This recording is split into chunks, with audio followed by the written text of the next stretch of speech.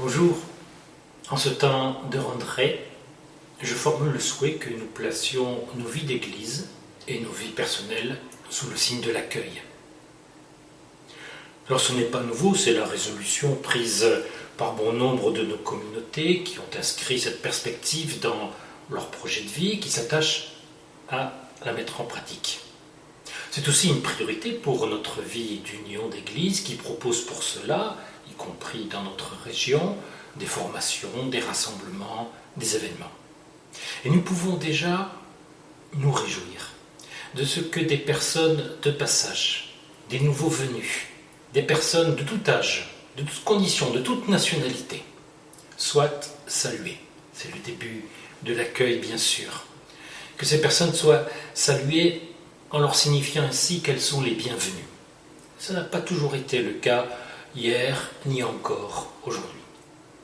De même, nous nous réjouissons aussi que des personnes soient invitées, que l'accueil ne soit pas seulement une attente que quelqu'un vienne vers nous, qu'il vienne au temple ou à telle activité, mais aussi une démarche de notre part vers l'autre.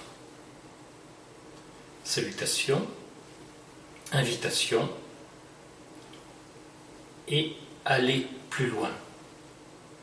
Si l'invitation et la salutation sont premières, l'accueil va plus loin.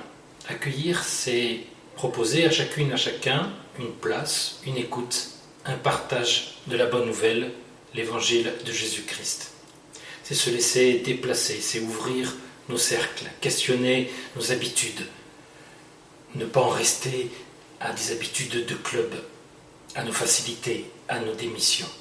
Bien sûr, celles et ceux que nous accueillons sont libres de rester ou non en contact, de faire connaissance ou non, de participer ou non, d'entrer ou non en communion.